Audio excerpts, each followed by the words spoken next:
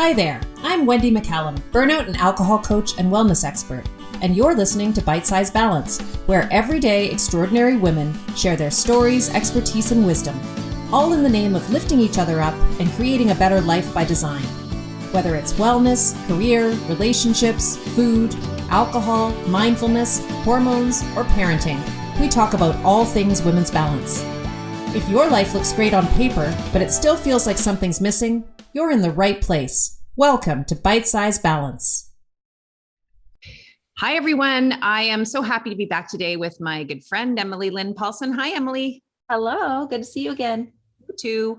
We're going to be doing another round of Ask the Rewind coaches, which we did maybe a month ago or so. We had one that aired, and we have so many questions stored up that we are hoping to do these kind of regularly as podcast installments. So what we're going to do is we're going to answer some questions that are actually all three of the questions that we are going to deal with today are questions that we've heard more than once. So these aren't questions that have just come up once in the groups that we coach. They're kind of the more common questions. And so we know that these questions are going to resonate with many of the people listening to this podcast. So we're going to get into those in a second. We have three very different, distinct questions around how to negotiate your relationship with alcohol and being alcohol-free that we're going to deal with. Before we get into that, just a reminder that the 5-day challenge that I've been talking about on social media and that you've heard me talk about on some podcast episodes lately is the one that I'm doing with this very Emily Lynn Paulson. So we are running another, what we call a rewind free 5-day challenge. Starts May 2nd, right? May 6th, and runs until May 6th. Yeah. So it's a 5-day challenge the first week of May. And registration is now open for that. You can just go to wendymccallum.com/challenge and register. You do need to register for it. If you don't, you will not get the links to actually join us or the replays that we're going to be sending out afterwards. So we'll talk more about that at the end, but I just wanted to let people, this Emily is the same Emily that's doing that 5-day challenge with me. And this is the same Emily that I coach the Rewind program with several times a year, which is our 6-week coaching program for women that we absolutely love coaching together. All right, let's dive into it, Emily. Hey. Okay. So first question is, what do I do if my spouse still drinks? Right. So this is super, super common. So, whether, married, your partner, your support person in your life, alcohol can be very much embedded in a relationship. And that's not, it's not to say it's impossible to unwind that. And I kind of want to use, if you've heard me, I love analogies. So I'm going to use one, and it's not a total parallel analogy, but just stay with me for a minute. So if you realized one day that you were anaphylactically allergic to peanuts, you probably would have to have a conversation with your spouse about that, with your partner about that. It probably wouldn't require you saying, hey, you can never eat peanuts again because I can't, right? But you're going to have to make some changes. Like, you can't make a peanut butter sandwich right here because that could hurt me, right? So, when you're talking about a relationship with both people drink, and now you want to reevaluate your relationship with alcohol, you don't necessarily have to require them to reevaluate their relationship with alcohol, but you do need to communicate what you may need to support that for yourself. And that's going to look different for everybody. I'll say for me personally, at first when I was on this journey, I couldn't have the things that I drank in the house. Mm-hmm. And so that was something, I need to ask my husband, like, hey, we can't have these things in the house, or I'm not comfortable with you drinking at home right now. And just remember that it's not always going to be that way. But the focus really needs to be on yourself and your own needs. And that's not to say that your spouse is drinking, your partner's drinking, their relationship with alcohol may not change going forward. It also doesn't necessarily mean that their drinking has to change. This really is taking a good look at yourself and whether alcohol is small and irrelevant for you, and how can they support you with that? And that doesn't necessarily mean that they need to remove it from their life either. Yeah. Yeah. What do you have to add to that, Wendy? Oh, that's really well said. I would say this is really a perfect example of of an opportunity to start practicing boundary setting and asking for what you need, which is probably one of the reasons your inability to do that is probably one of the reasons why you find yourself using alcohol more often than you want. I mean, that's the truth of it. So for so many of the women that we work with, we find is that their relationship with alcohol grew over time as they had less and less time for themselves and were giving more and more of themselves to other people. And so a lot of the women that we work with, and I would say I definitely fell into this category many years ago. And I think you probably would say the same thing. We just get into this groove of taking care of everybody else and not taking care of ourselves. And we kind of lose our ability. Maybe some of us never really had it in the first place to ask for what we need. And this is such a great opportunity to do that.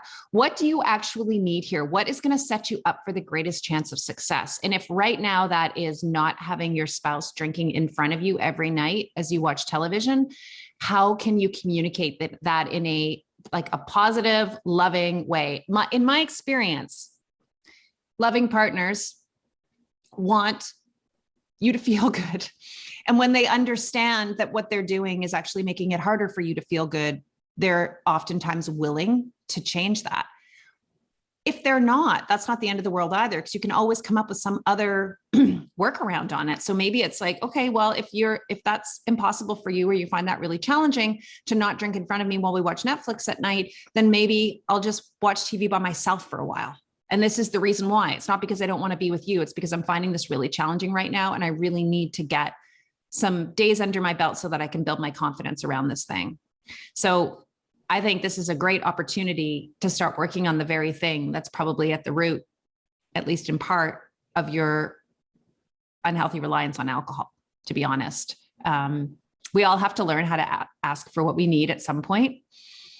Usually that goes hand in hand with becoming alcohol free. Do you agree with that? Or am I absolutely agree. And I think there tends to be a lot of enabling that goes on too. When there's drinking, even if it's very minor and you don't even notice it, a lot of it's in hindsight. But I will say with my own experience that when my drinking decreased, when I really started looking at my alcohol, my husband realized that he was drinking a lot of times just because I was. Oh yeah. And so his relationship with alcohol changed. And though he's not a sober person.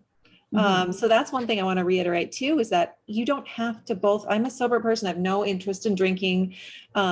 He still occasionally drinks and it's fine. But because of, watching my experience, he sees things much differently now. So you may find that your own path really helps solidify what you're doing and also gives your partner a different perspective as well. I think it's this like, oh gosh, how can my marriage survive this? Drinking is such a big part of our marriage, our relationship. And I would give yourself the freedom to have the curiosity and be open to the possibility that anything's possible in a marriage, whether you quit drinking or not. It could be great and you could grow closer with time. It could just stay the same, or, things could go off the rails and you can get divorced. And this is true in any marriage for any reason. And so be open to the possibility that, gosh, this could actually be a really great thing. I think we assume this is going to ruin everything. And a lot of times it turns out being a really great thing. I would say in my experience with the women that I've worked with, the hundreds of women over the last couple of years that I've worked with exclusively around alcohol, it's actually mostly gone right. So they've had the same experience you and I have. My husband also still occasionally drinks. He drinks so much less because what we also realized is that I was the ringleader in that. So I was definitely keeping that going. And that was really, nice surprise that I didn't expect, which is that he just also started drinking less as we, as I did. But he still drinks and that's fine. It's totally okay. And also, me, I was different. I did not need him to not drink in front of me. However, I didn't love it if I wouldn't have loved it if he drank the red wine, which he never did because he knew that was my drink of choice. So he just didn't do that. I have some clients who are really afraid to ask their partners to not drink or drink less, or, not bring alcohol into the house, or whatever the step is that they think would support them. They're afraid to to ask them that, because in doing that, what they are doing is admitting that they have a problem, and that basically holding themselves now accountable to someone else to not drink again. And that scares the hell out of them, because they're worried, well, what if I do drink? What if I either deliberately choose to drink and see how that goes? Or what if I just slip up at some point and I get mindless and I have a drink? What does that say about me? And so what would you say to them about that? If they're worried about telling their partner, asking their partner for what they need because they're afraid, in doing that, they're saying to their partner, I have a problem, which means I really can never drink again, or should never drink again. And then, screwing that up somehow. I think that so goes back to the whole societal idea that alcohol is somewhat removed from everything else. Because again, if you take it back to the being allergic to peanuts or cigarettes or any other thing in your life that's not serving you, would you feel comfortable asking for that? And the answer is probably yes. You'd probably feel okay asking for support in that. But we put alcohol in its own island. So I feel like that question opens up this whole, why do we separate alcohol from that and make it something that's required? And if we don't want it, need it, want to push and move away from it, why does that say something about us? And I would explore that a little bit. Like, how would I start this conversation with my spouse if I realized gluten was making my life miserable? Right. It wouldn't be a big deal. And then go from there. Like, why are you putting alcohol on the pedestal here? Because it's no different than any other thing that's taking up space in your life that you don't want.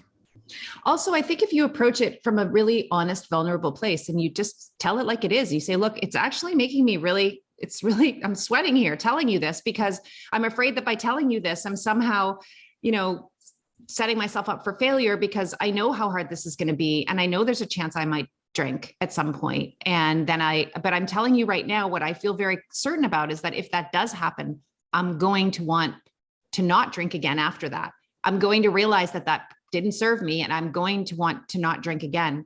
So I just need you to know that I'm not at this point sure how any of this is going to go. But what I do know is that right now in this moment, I don't want to drink. And it's a whole lot harder for me to do that when you're drinking in front of me or bringing alcohol into the house or whatever it is. So I think honesty is always going to serve you in this too. Yeah. Don't be afraid to let people know you don't know where this is going to go. And a lot of people don't even know where they want it to go. They just know that right now it's not serving them. And right now they really feel like they need and want to take a break from it. Yeah. And I think accountability and expecting someone else to do it for you are two different things. I think asking your supportive partner, hey, it would be helpful for me if you could keep me accountable. And also you're not the one who has to, you're not my teacher, right? You're not my mom. And there's a difference there. Like people don't have to tell you what to do, but they can set up the environment to make it easier for you to do the thing you want to do. Right. I think that's a different conversation. Yeah. Yeah, no, exactly. Okay. What was the next question? Let's see. I have, how do I deal with social situations when I am newly alcohol free? And then you and I added to that because we also get the question, how do I deal with social situations when I'm taking a break, like when I'm just taking a break and I'm not sure where I want it to go? So I think those are two versions of the same question, which is like, what do I say? What do I tell people? Right. So let's start with what do I tell people if I'm newly alcohol free? Like I'm just a few days into this and I'm feeling really vulnerable about it all and don't know where it's going exactly.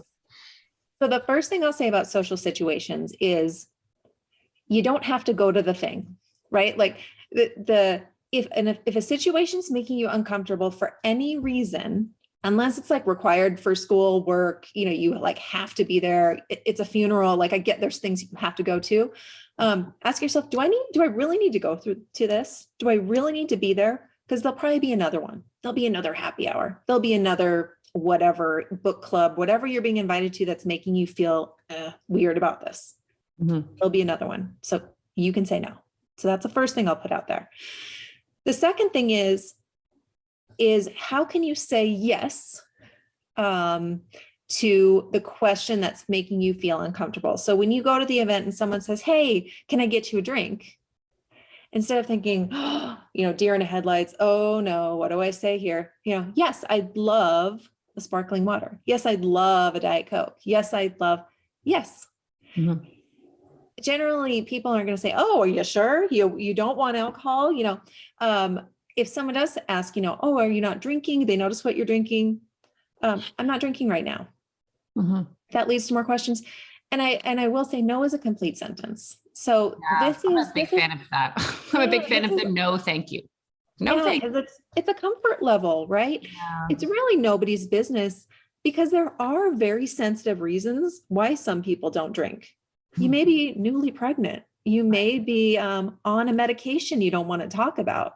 You may be, feeling really crummy from drinking the night before. It really is nobody's business. So why would it be anyone's business if you're taking a break? Mm-hmm. That being said, sometimes it can lead to really great conversations. And I would leave yourself open to that possibility that it could be a really good thing, because I can't tell you how many times I've gone to an event, even in the very beginning, and I've said, oh, no, thanks, I'm not drinking tonight. Or no, I'll just have water tonight. And someone has said to me, oh, I'm not drinking either. Or, oh, I'm so glad you're here. I'm also not drinking. Or I'm taking a break right now too, or for whatever reason. Again, society has placed on us that alcohol is required for everything, and it shouldn't be. Yeah. So, I think you need to experiment with this, because in my experience and in the experience of, again, like the overwhelming majority of the women that I work with, nobody cares. So, sometimes you'll get those outliers who are really sort of annoying and ask the follow-up questions. Most of the time they're asking the follow-up questions for one of two reasons. Either they're genuinely curious because they've been thinking about taking a break, or they're really questioning their own relationship with alcohol and they're on the defense, right? So those are the two reasons why you get that. But most of the time, no one cares. If you just say, no, thanks, I'm good. Or, yeah, I'd love a sparkling water. That's the end of the conversation. And I think we get ourselves really worked up about what could happen here and trying to predict this whole thing out. And the experience of going to an event and realizing, oh my gosh, actually nobody really cares, can be so great for your confidence. I will say, I went to a party a couple of weeks ago, big 50th birthday party. Shout out to all my girls who were there, if they're listening. We had a great time. Most people were drinking. I think I was probably the only person who was not drinking that I noticed anyway. And there was a DJ there and everyone was dancing and it was super fun. And at the end of the night, someone who was there said to me, we were talking, she said, did you want some more wine or whatever? And she brought the wine bottle over and I said, oh no, thanks. I'm not drinking. And she said, oh, you're not drinking? I said, no, I haven't had it. I haven't had it. First she said, no, you haven't had a drink tonight? I said, no, I haven't had a drink all night. Really?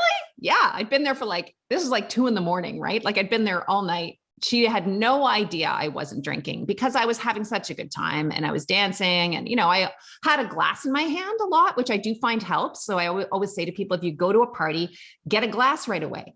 If you've got something in your hand, someone is less likely to ask you if you want a drink. Even if the glass is sparkling water, they're less likely to ask you. So I had something in my hand all night. I brought my own non-alcoholic, drink or whatever.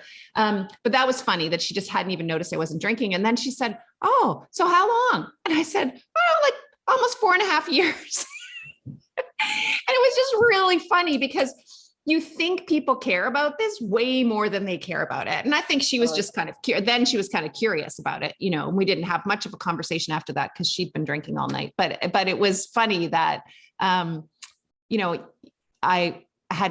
in my mind was thinking, even after 4 years, I still think to myself, am I having as much fun as these people? Is it possible they're having more fun than me? And that night was the first night I really had clarity around that, partly because it's been COVID for the last couple of years. So I haven't had a chance to go to parties, but I really was thinking about it that night. And I thought, there's no way these people are having more fun than me. It's not possible because I'm having a really great time. And also I'm sober.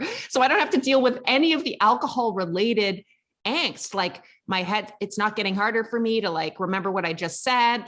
Things aren't getting worse for me tonight. Whereas with everybody else, yeah, exactly. It's just getting worse, right? I'm not telling people things I probably shouldn't be telling them. I'm not worried, I'm not breaking glasses and spilling drinks and, whatever. So it was really eye-opening. So I would just say, leave some room, like Emily says, for the possibility that this actually isn't going to be such a big deal at all. And then go out there and experience it, but have a plan. It's always helpful when you have a plan as to what you're going to say when you go. So yeah. And the first event is always, I won't say always, it could be surprisingly wonderful, but it's new. It's right. new. If you've spent every event drinking for the past however many years and you go to an event not drinking, it's going to be different. So expect it will be different. But also the first time you do it, you rip the Band-Aid off and you're like, actually, that was still pretty fun. You do it again, you do it again. And every time it gets easier, and this idea that it's necessary, once alcohol's small and irrelevant, you don't question whether a social situation is going to be weird or not. You just go. Yeah. Absolutely. Yeah. No, I don't think anything. I mean, some things I'm like, well, I definitely know this will be strange. If I go to a wine tasting event, for example, this will be interesting. But the truth is that's an event that I would just choose to not go to unless I absolutely had to for some reason. I would just not, because it wouldn't be very much fun for me. But every other event now, I've pretty much tried most things alcohol free now, and I feel really confident going into them. Annie Grace always says, and I think this is a really great way of looking at it. The first time you go into any social situation and you haven't done it before without alcohol, your anxiety about that event and stress is probably at like a 10. But after you do it the first time, it drops from a 10 to a 3. It's not like it just drops down to a 9 and then you have to do it again and it drops to an 8 and then it drops to a 7. Like the firsts are so important. Like it just never feels nearly as terrifying again once you've done it for the first time alcohol free. So, okay. The second question is really similar to the first, but I do think there may be a slightly different answer to it, which is what do I do? People say to me, like, I'm taking a break and I don't know how long it's going to be. And people say to me, are you doing this forever? Like, is this forever? What's the response there? And my favorite way of handling that is to just say, I'm just, for as long as this feels good, this is what I'm going to do. Because it's truthful and you're not committing to anything except for how it makes you feel. And you get to change your mind. And it usually shuts people down because you're also saying like, this feels great. So stop bugging me about this. Yeah. You're not putting an end date on it. And I will say, I think we've all had enough experience with people doing a 10-day cleanse, a dry January. I mean, this is not a new thing that people take breaks from alcohol. Right. So I think putting a date on it sometimes can be even more difficult. When you say, oh yeah, I'm doing a 10-day cleanse, then someone can be like, hey, let's go out drinking in 2 weeks. Right. So just even saying I'm not drinking right now, should be enough for people. If someone has a follow-up question, how long? I don't know. It's fine to say, I don't know. It just, that will shut it down too. I mean, again, when, like Wendy said, it's like when people are probing, it usually is either genuine curiosity because they're questioning their own relationship too, or they're worried about what it says about themselves. So again, people are always thinking about themselves, just like you. Yeah, exactly. Okay. Last question. I think this might be one of my favorite of the three, is how do I know if I'm ready for change? And the first thing I want to say about this, so this is obviously in relation to their relationship with alcohol. The first thing I want to say is that I think there's a big difference between needing to make a change and being ready to make a change. And it's important to know that. Yep. Because if you are needing to make a change for whatever reason, maybe you're just super unhappy with your relationship with alcohol, or you have had a rock bottom moment, you got a DUI, you put your kids in jeopardy, something happened, someone's threatening you. If you don't change your relationship with alcohol, this is going to happen. If you're feeling that, like, I need to change, but it could be within you as well, but I think it's often more like objective outside circumstances that are leading that. I think that's very different from being ready to change. I think they're two separate questions, right? So when it comes to whether you need to make a change, Emily and I have talked about this before, I think on this podcast, this idea of like, this is not about whether you are an alcoholic or you have a problem. Both of those questions can keep us stuck for way too long. First of all, with the am I an alcoholic? We don't even use the word anymore. It's not a diagnosis. The test historically for alcoholic is really pretty specific and narrow, and a lot of people won't meet it when they go and take it. I took it for years and never met it. And I was always like slightly disappointed that I didn't meet the test, because then that meant I didn't actually need to change my behavior, right? And I think the same thing happens with that word, like problem. Like, is this a problem? I think the only thing that matters is how it's making you feel. And it is totally okay, and actually like something to celebrate if you're looking at your relationship with alcohol and you're thinking, I am not sure. I don't know if this thing is serving me anymore. I think that's enough for you to ask yourself, am I ready?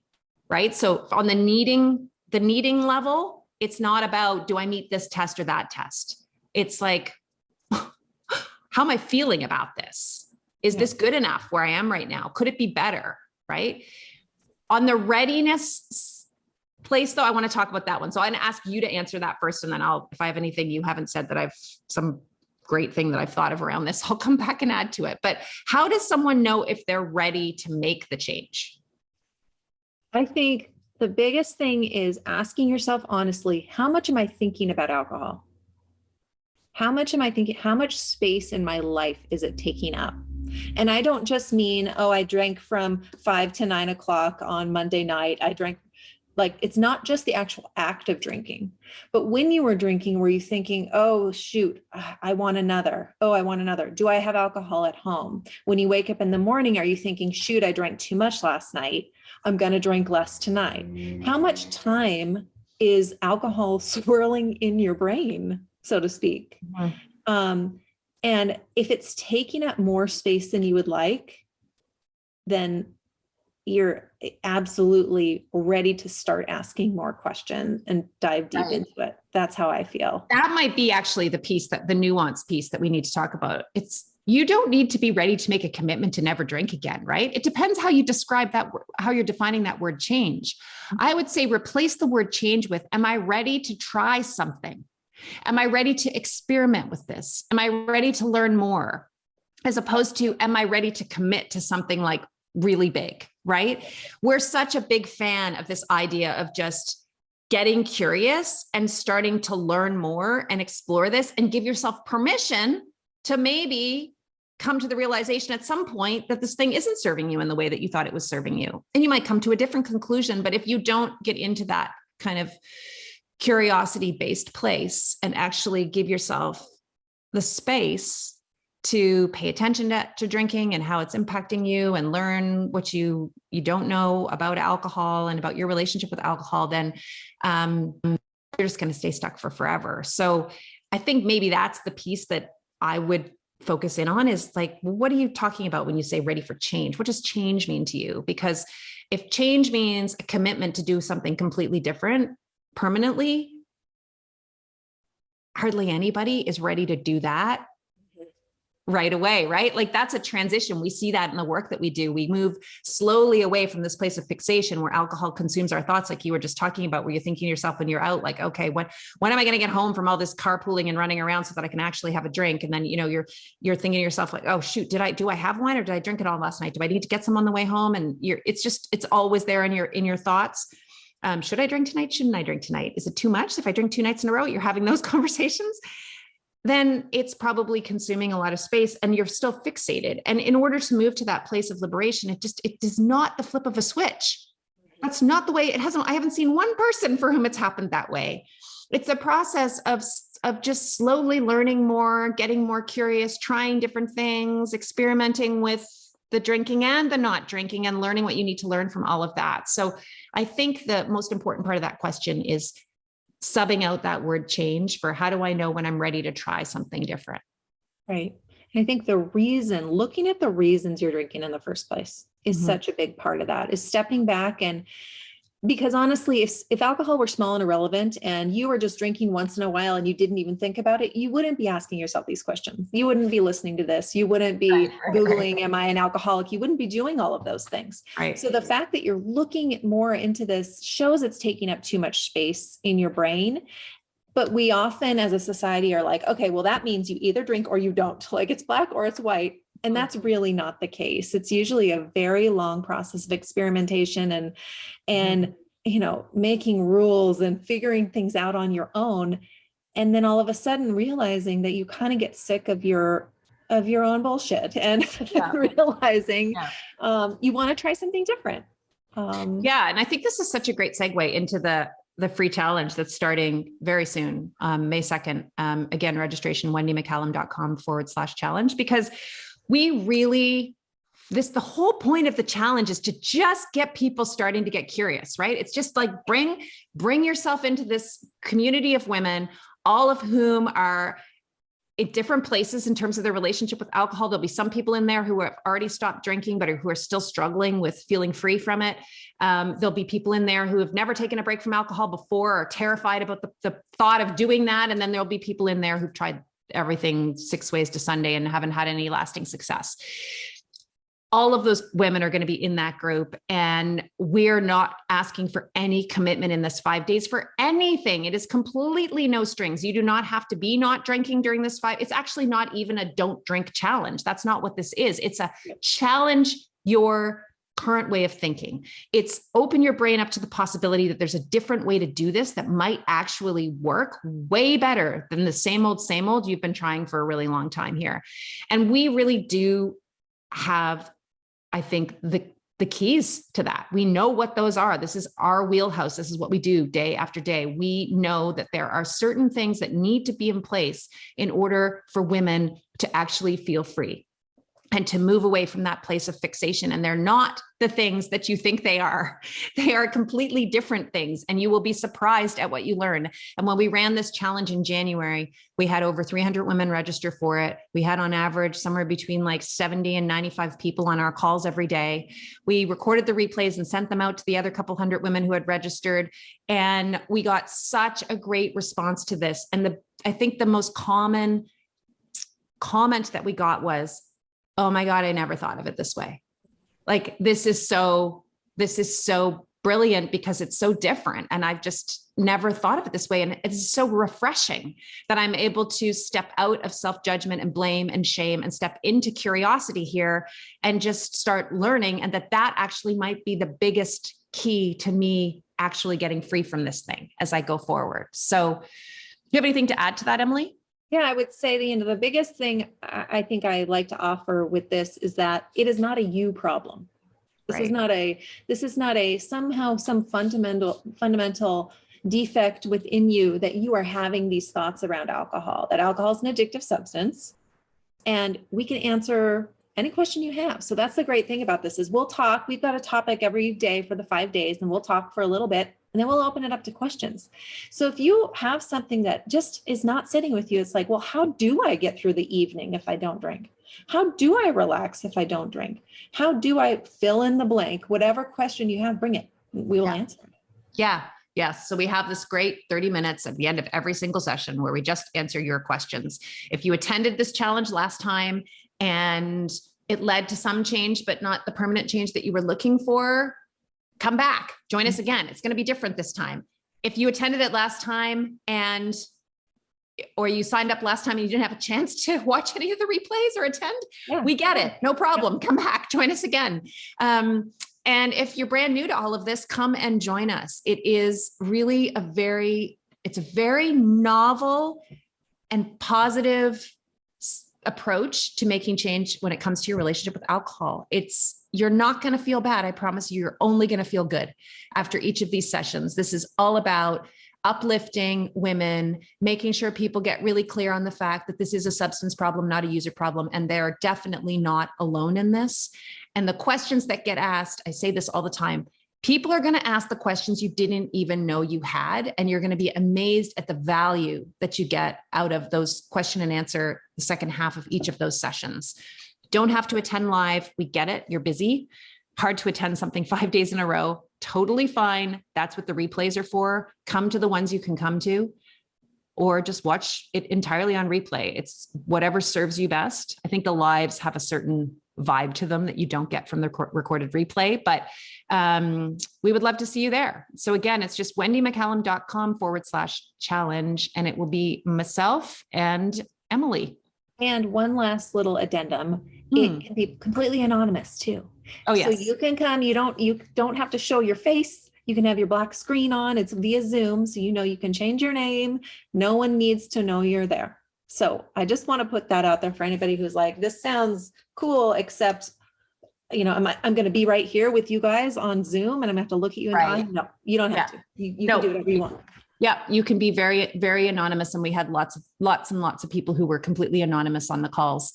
And then we received private feedback from a lot of those people to say that they felt really safe. And for the first time in a very, very long time, or maybe for forever, they did not feel alone anymore. And that is worth it to me. Just that feedback is worth doing this 5-day challenge. So we're excited to do it again. It's going to be even better than the last time because we're going to tweak it based on what we learned from the last one. And we can't wait to see you guys there. So thanks, Emily, for helping me answer those questions today. And we will do another segment of Ask the Rewind Coaches down the line. So if you like this one and you have questions for us, send them to me. You guys know how to find me. Thanks, Wendy. Bye. Are you drinking more than you'd like, but finding it hard to cut back? I've got some great news. My popular 5-day Rewind Challenge is starting again very soon. This 5-day challenge is the circuit breaker you've been looking for to start making alcohol small and irrelevant in your life. Join us and learn a little more about why you drink and what life might be like if you drank a little less.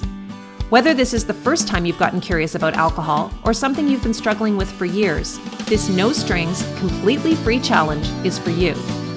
Join us every day for 5 days to learn the game-changing mindset shifts to drinking less without feeling deprived. Recorded replays are available to registered participants only. Get the details and register now at wendymccallum.com/challenge. That's WENDYMCCALLUM.com/challenge.